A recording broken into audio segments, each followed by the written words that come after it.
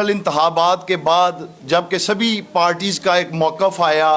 ان کی جانب سے کہ جنرل جو انتخابات ہیں ان میں ایک وسیع و عریض پیمانے پر دھاندلی کی گئی ہے اور تحریک انصاف بھی اپنے اسی موقف کے ساتھ اس دھاندلی کے خلاف ایک تاریخی جو ہے وہ پروٹیسٹ کیا. تقریباً 7-7.5 ماہ سے وہ پروٹیسٹ چلا آ رہا تھا. ایک دھرنا دیا, تحریک انصاف کے ارکان اسمبلی نے صبح استعفے دیے ہوئے تھے اور دوسری جانب آپ سب جانتے ہیں کہ حکومتی جو اراکین ہیں وہ پچھلے کئی ماہ سے تحریک انصاف کی کس طرح منت و سماجت کر رہے تھے کہ آپ اسمبلیوں میں واپس تشریف لائیں, اور تحریک انصاف کی جانب سے ایک مطالبہ آ رہا تھا کہ جب تک جوڈیشل کمیشن جو ہے وہ اس کا انعقاد نہیں ہوگا پاکستان تحریک انصاف کا کوئی بھی جو ارکان اسمبلی ہے وہ واپس اسمبلی میں نہیں جائے گا. جب جوڈیشل کمیشن کا انعقاد کیا گیا حکومت کی طرف سے ایک اتنی منت اور سماجت جو پوری قوم دیکھتی رہی, اور پھر قوم نے دیکھا کہ کل جب تحریک انصاف اسمبلیوں میں واپس گئی تو پھر حکومتی جو وزراء ہیں, جو ارکان اسمبلی ہیں, جو ان کی طرف سے جس بےہودہ رویے کا, جس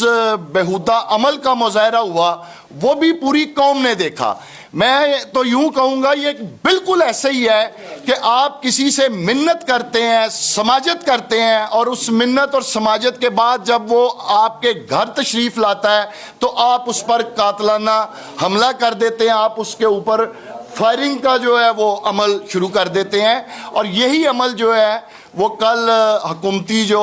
وزیر دفاع ہیں, بلکہ میں تو ان کو وزیر نہیں کہوں گا اس لیے کہ وہ جعلی وزیر ہیں, وزیر ہونے سے قبل جو ہے وہ عوام کے مینڈیٹ سے اسمبلی کا ممبر ہونا جو ہے وہ ضروری ہے. اور تحریک انصاف کا جو مطالبہ ہے 4 حلقوں کا, جس کی بنیاد پہ پھر یہ پروٹیسٹ بھی شروع کیا گیا, ان 4 حلقوں میں ایک حلقہ جو ہے وہ وزیر دفاع کا بھی حلقہ ہے. اور جو ہی جوڈیشل کمیشن جو ہے وہ تشکیل پایا ہے وہ اس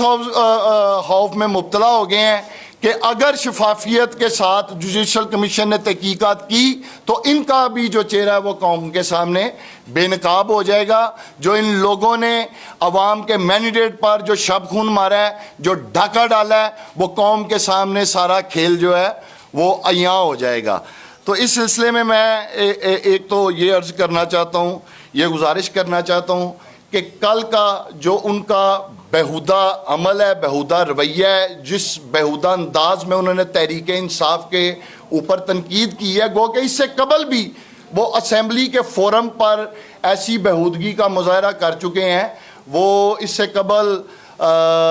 پاک فوج کے خلاف اگر آپ کو یاد ہو تو انہوں نے جس انداز میں پاکستان کے افواج کے خلاف اپنی رائے کا اظہار کیا تھا وہ کسی سے ڈکا چھپا نہیں ہے. بلکہ میں تو یوں سمجھتا ہوں کہ یہ جو ڈیفنس منسٹر ہیں یہ کوئی فنکشنل ڈیفنس منسٹر نہیں ہے, جس کا ثبوت کل انہوں نے دیا ہے.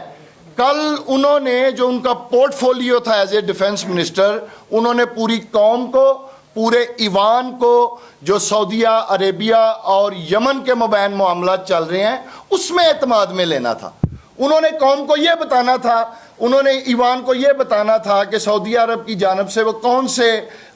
مطالبات ہیں جو پاکستان سے کیے جا رہے ہیں, یا پاکستان سعودی عرب سے کیسے معاہدے جو کرنے کے لیے جا رہا ہے. لیکن میں سمجھتا ہوں چونکہ وہ کمزور فوٹیج پہ ہیں اور انہوں نے اس سارے عمل سے پوری قوم کا اور اس ایوان کی توجہ کو ہٹانے کے لیے وہاں تحریک انصاف کے خلاف تنقید کر کے ایک بےہودہ جو ہے وہ ڈرامہ کیا ہے. اور یہ ان کی جانب سے یہ جو کہا جاتا رہا ہے, میں ان سے یہ پوچھتا ہوں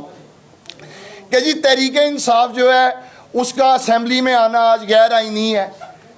ساری قوم جانتی ہے کہ تحریک انصاف نے اپنے استعفے جو ہیں وہ اسپیکر آف دا ہاؤس کو 7 ماہ قبل جمع کروائے. تحریک انصاف کے ارکان اسمبلی, پوری تحریک انصاف ہر فورم پر اسی بات پہ کاربند رہی کہ ہمارے جو استعفے ہیں وہ قبول کیے جائیں. اب ان استعفوں کو قبول کرنا جو تھا وہ اسپیکر آف دا ہاؤس نے قبول کرنا تھا. اگر اسپیکر آف دا ہاؤس نے ان استعفوں کو قبول نہیں کیا تو اس کا مقصد ہے کہ پھر اسپیکر آف دا ہاؤس جو ہے اس نے وزیر اعظم کے کہنے پر یہ غیر آئینی کام کیا ہے.